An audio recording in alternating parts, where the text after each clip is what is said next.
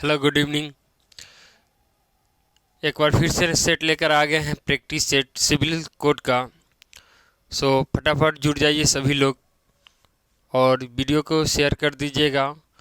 और एक बड़ी दुखद बात है कि आप लोग जुड़े रहते हैं, बहुत लोग वीडियो देख जाते हैं, 200 400 500 हज़ार आदमी, और लाइक की जो संख्या होती है वो 24 25 26 इतना ही होती है। तो कहना चाहिए कि एक बार लाइक भी कर दिया कीजिए, लाइक करने में कुछ जाता नहीं है।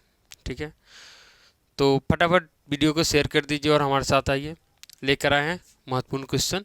देखते हैं, क्वेश्चन है कि 8 मीटर लंबी एक ट्रेन है। चलिए भैया, हम लोग को कुछ बातें होती है जो पकड़ लेना होता है, तो उसको हम लोग पकड़ लेंगे कि कौन कौन सी बातें क्वेश्चन कह रही है, और उसको जब पकड़ लेंगे तो आंसर फटाक से आ जाएगा। तो कह रहा है 8 मीटर लंबी एक ट्रेन है।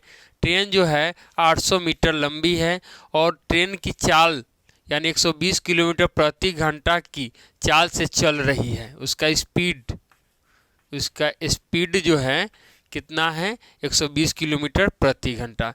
कह रहा है इसे 1200 मीटर लंबे पुल को पार करने में कितना समय लगेगा, हमको निकालना है समय। ऑप्शन दिया हुआ है आपके सामने। Option A 3 minute, option B 1 minute, option C 2 minute, option D 4 minute.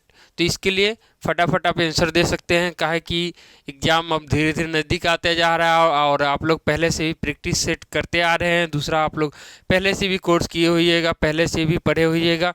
तो इसका जितना उत्तर देते आएंगे कमेंट बॉक्स में, उतना हमें पता चलेगा कि नहीं आप लोग मेहनत कर रहे हैं, आप लोग का रिजल्ट होगा। एग्जाम में यही सारे क्वेश्चन आएंगे, अलग से कोई क्वेश्चन नहीं आएंगे। इससे ईजी ही आएगा पर इससे टफ नहीं आएंगे। 35 नंबर में 30 नंबर जो होता है एकदम इजी क्वेश्चन आता है, ठीक है।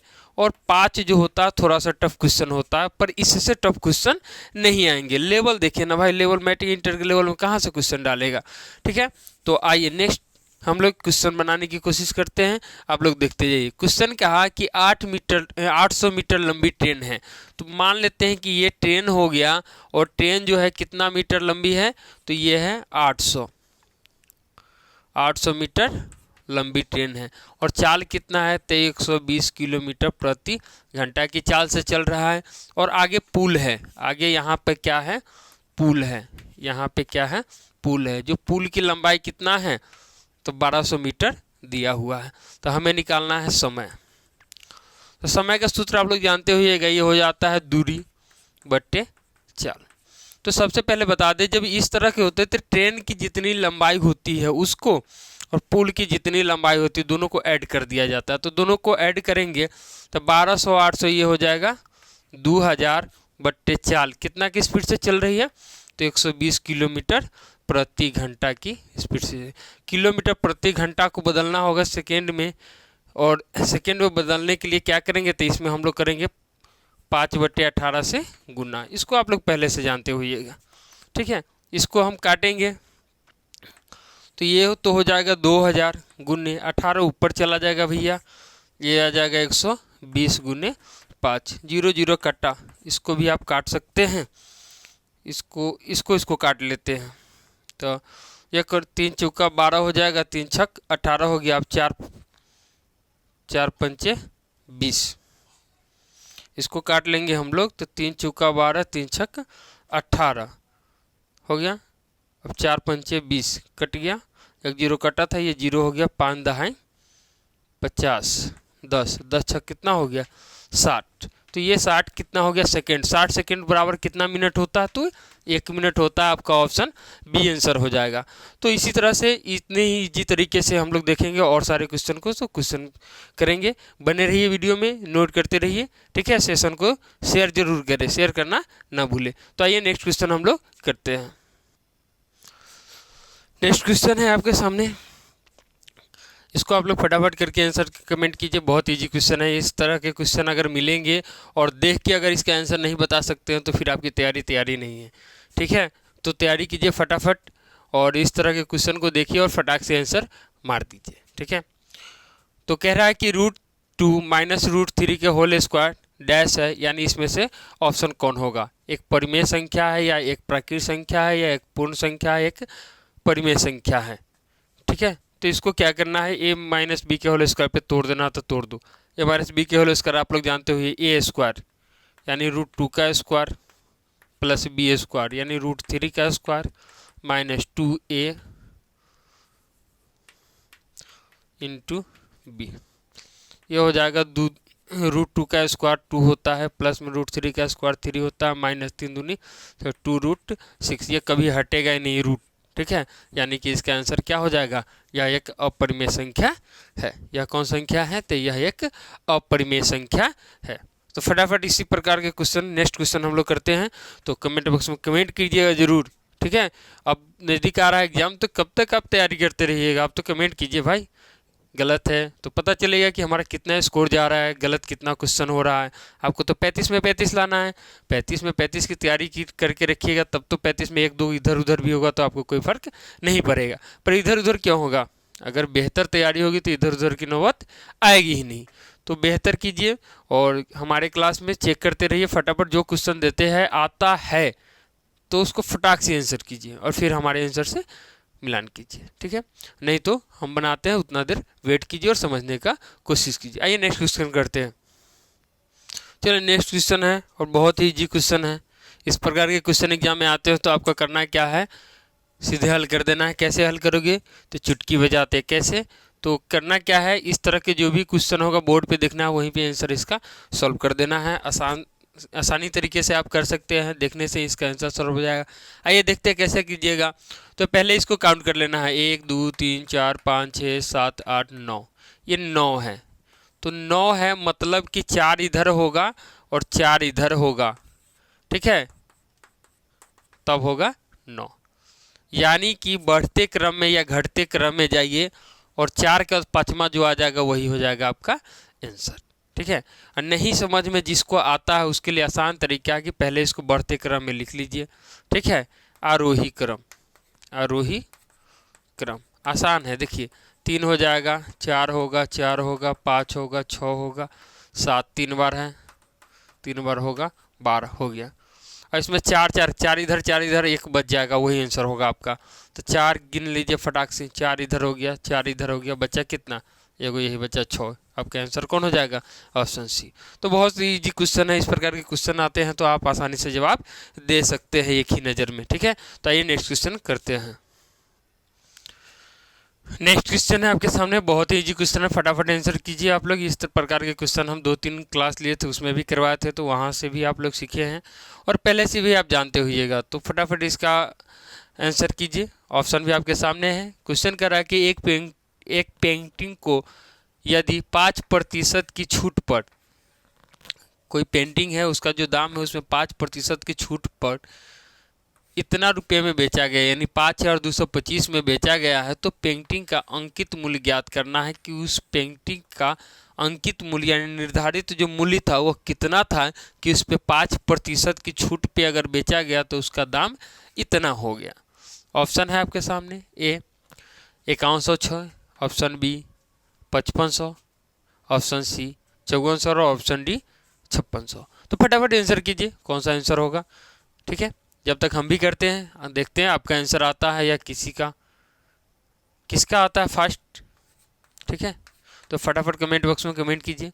आइए, कहने का मतलब कि अगर ये 5% की छूट पे बेचा जाता है तो कोई भी सामान होता है उसका 100% हम लोग निकालते हैं, तो 5% की छूट है मतलब ये 95% की बात कर रहा है।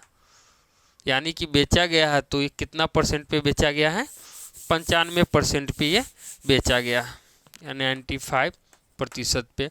तब इसका दाम कितना हुआ, इतना हुआ। तो भाई 95 गुने परसेंट मतलब 1/100, बच्चे क्लास का ही है भैया, आता भी है।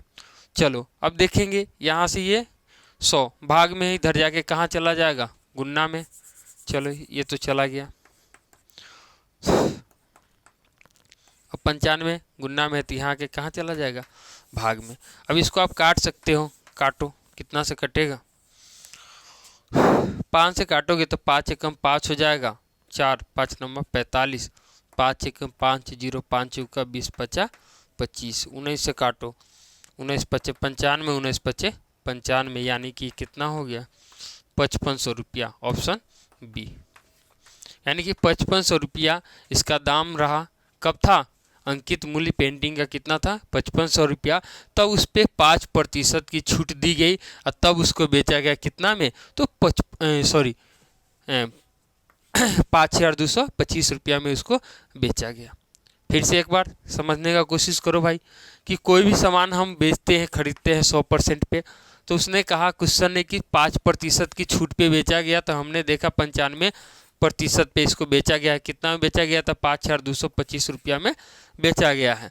तो 5,225 रुपया में बेचा गया होगा तो मतलब कि 95% का मतलब कितना होता है 100।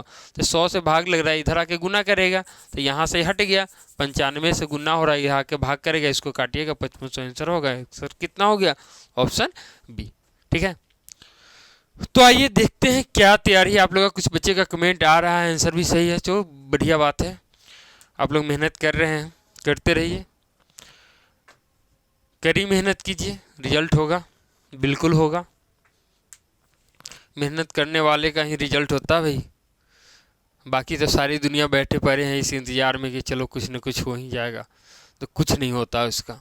ठीक है, तो उसमें नहीं रहना, हम लोग को कुछ करके दिखाना है। तो फटाफट क्या करेंगे, आंसर करते रहेंगे। आप लोग के आंसर का भी इंतजार रहता है मुझे। आइए नेक्स्ट क्वेश्चन हम लोग करते हैं।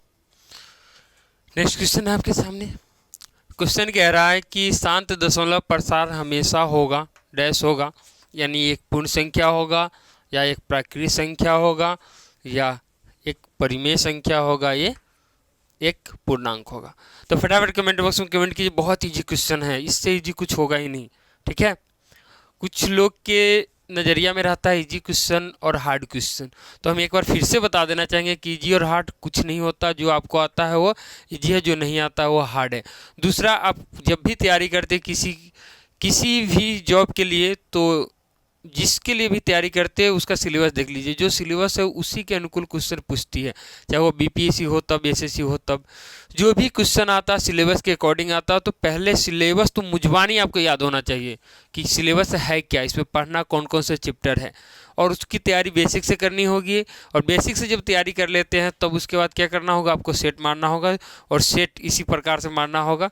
विभिन्न प्रकार के विभिन्न चैप्टरों से, विभिन्न टॉपिकों से मिलता जुलता क्वेश्चन होना चाहिए, और सभी चैप्टर से जब मिलता जुलता क्वेश्चन होगा और तब आप सेट मारेंगे, तब आप तैयारी करेंगे, तब जाके आपका रिजल्ट बिल्कुल निकलेगा। ठीक है, फटाक से निकलेगा। तो आइए, दशमलव प्रसार शांत होगा, इसके लिए 4 ऑप्शन है, तो ऑप्शन को गोली मारिए। शांत के लिए हम पहले बता दें कि ये P/Q के रूप में होना चाहिए कि यह परिमेय हो।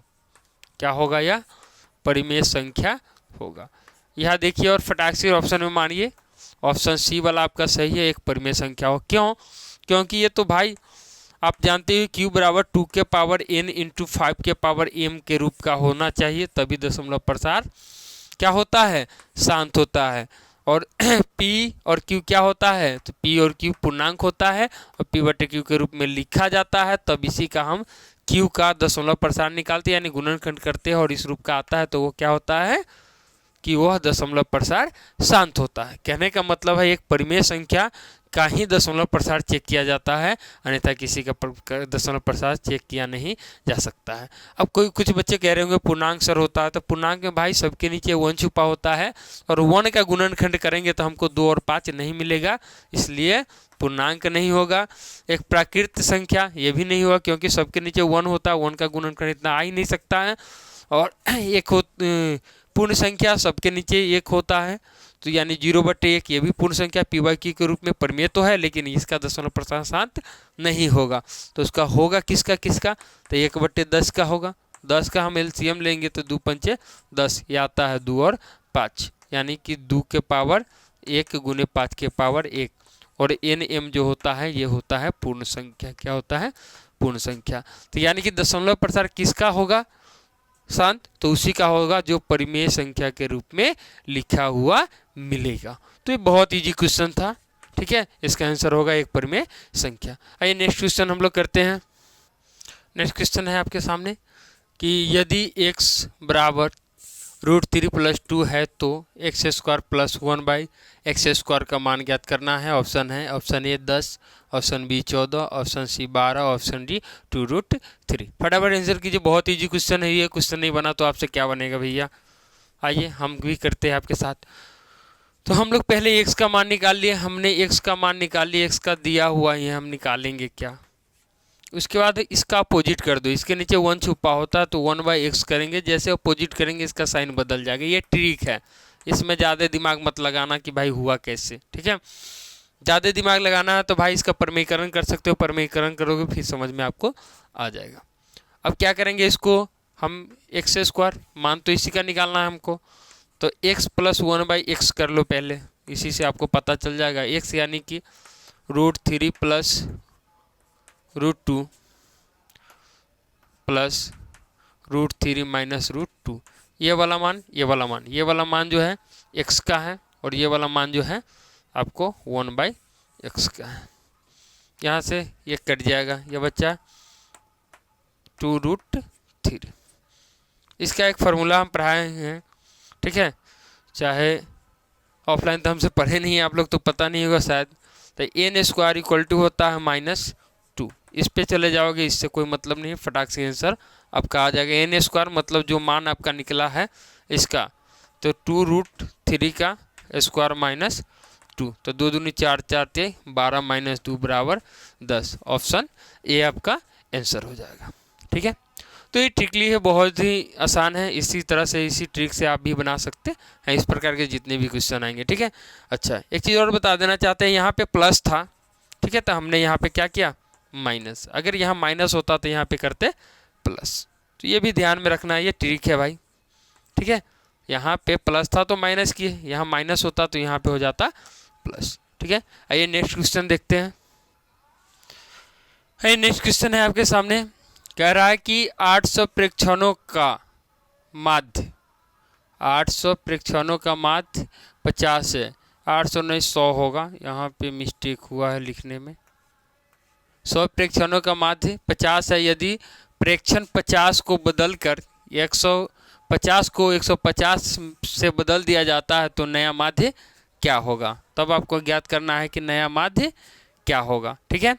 तो आसान है, इसको आप कर सकते हैं। आइए देखते हैं हम लोग, प्रेक्षण कितना है, तो प्रेक्षण 100 है, और माध्य कितना है, तो माध्य दिया हुआ है कितना 50, यानी औसत भी कह सकते हैं इसको। तो गुना कीजिए इसको, तो ये कितना हो गया 5000, कितना हो गया 5000, 2 0 1 3 3 5000, ठीक है। अगर इसी में से 1 2 3 4 5 6 7 करके 100 गो था, उसका माध्य 50 था, यानी कि 5000 हो गया, तो क्या करना, 50 के जगह पे 150 कर दिया गया है, 50 के जगह पे 150 आंकड़ा चेंज किया गया है, तो बढ़ा कितना 100 बढ़ा, तो इसमें कितना ऐड करोगे आप 100 ऐड करोगे, कितना हो गया 5100 हो गया, और 5100 हो गया तो इसका माध्य ज्ञात करना है, यानी कि निकला कितना औसत, औसत बाई 2, ठीक है, औसत बाई 2 मतलब कि जितना प्रेक्षण है उतना से इसको भाग देते हैं माध्य में। कहने का मतलब है कि टोटल माध्य निकला है, टोटल औसत इतना निकल गया आंकड़ा हमारा, और 100 से इसमें भाग दे देंगे तो 5100 डिवाइडेड कितना हो जाएगा 100 कटा, कितना आंसर हो जाएगा, ऑप्शन डी इसका आंसर हो जाएगा।